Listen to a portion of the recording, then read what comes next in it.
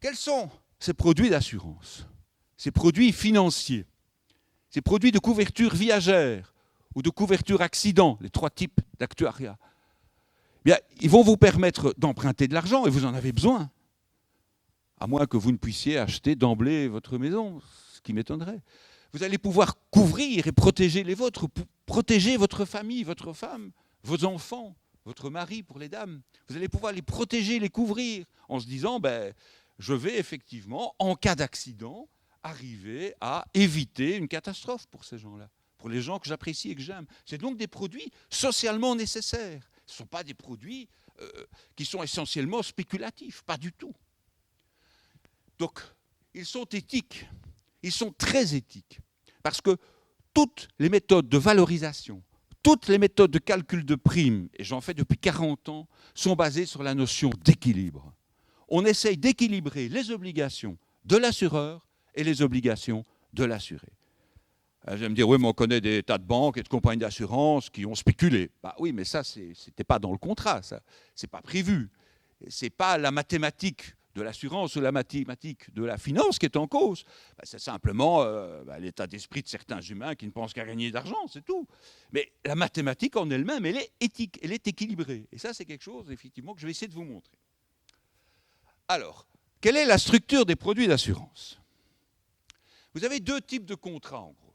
Vous avez des contrats à très très long terme, qui sont en gros les couvertures d'assurance vie.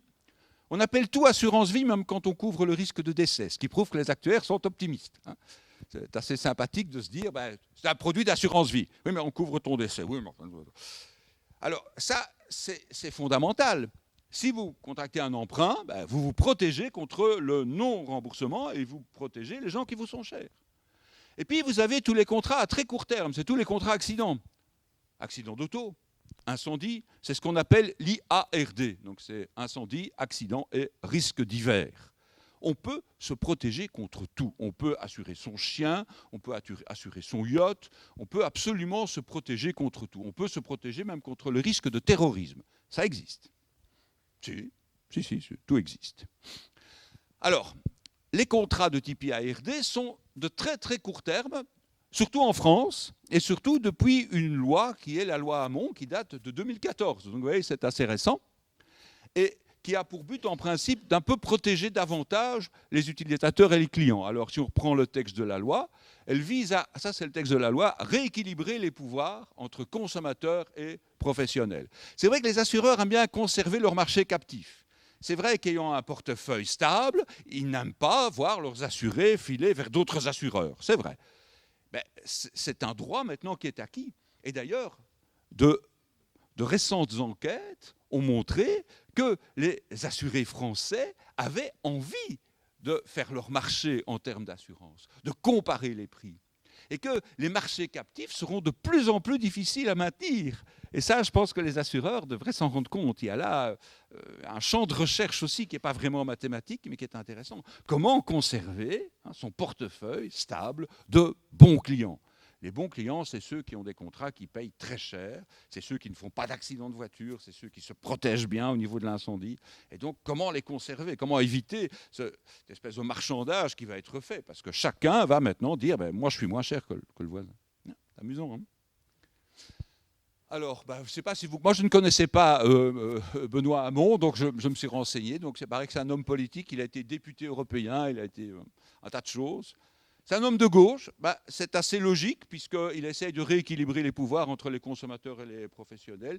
Ce n'est pas l'idéologie d'un homme de droite. Donc. On va commencer par regarder quels sont les produits longs, qui sont essentiellement des produits d'épargne ou des produits d'assurance vie. J'appelle vie, couverture d'essai et couverture vie. Alors c'est des produits très longs. Si vous achetez une maison, vous allez emprunter sur 15, 20, 30 ou même 35 ans, ça dépend de l'endroit où vous habitez.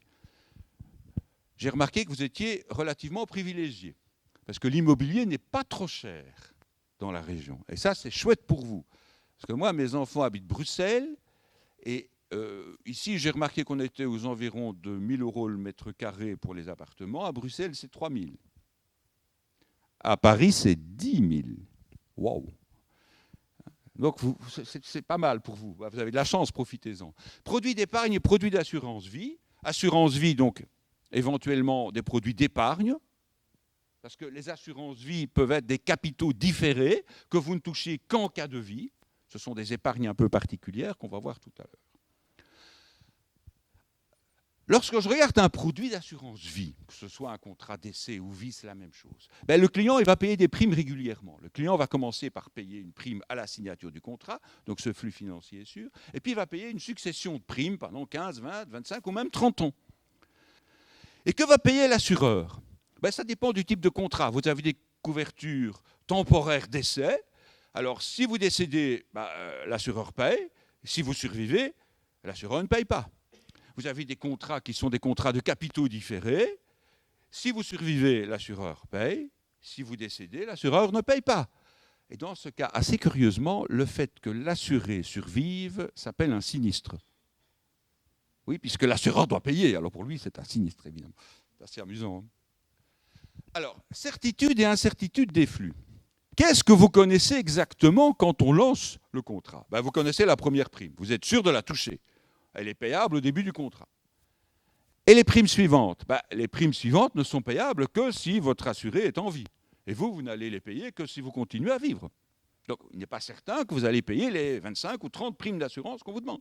Vous n'allez peut-être en payer que 10, 15. Je vous souhaite de payer les 30 ou 35. Donc, première prime, premier flux financier, d'échéance connue et sûre.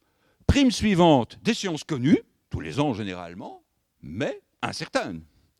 Et au niveau de l'assureur, ben là, tout est incertain.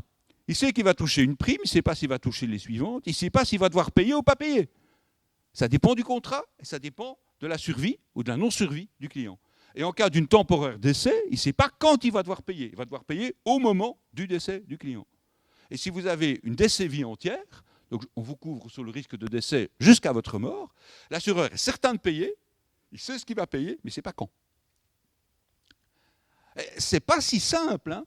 Vous avez un tas de flux financiers connus, mais d'échéance incertaine ou même inconnue. C'est pas mal, hein? Il faut donc étudier ça. Des successions de flux financiers, déterministes ou aléatoires, d'échéances, déterministes ou aléatoires. Ah, ça devient déjà plus intéressant, ça. Donc, l'idée, c'est de développer des modèles qui sont à la fois financiers et probabilistes. C'est pas mal, pas mal. Regardons maintenant les produits courts. Ben, ça, c'est des produits du type incendie ou accident. Je vais prendre ces deux exemples-là, parce que ce sont les cas les plus courants. Vous allez tous couvrir votre maison contre le risque d'incendie et vous allez tous couvrir votre véhicule contre le risque d'accident en responsabilité civile, c'est-à-dire les dégâts aux tiers. Quand je disais que c'était éthique, on est obligé de se couvrir relativement aux dégâts face aux tiers. Il y a des pays où ce n'est pas le cas. Hein. Il y a des pays où la responsabilité civile n'est pas obligatoire. C'est terriblement éthique. Vous faites une gaffe, quelqu'un est lésé, votre couverture va indemniser cette personne. C'est pas mal, hein? Alors, pour ce type de contrat, au niveau de la prime, il n'y en a généralement qu'une. Et depuis la loi Hamon, le client peut changer, il peut résilier à tout moment. Donc il n'y a qu'une seule prime qui est connue, mais qu'il va falloir déterminer, ce qui n'est pas évident.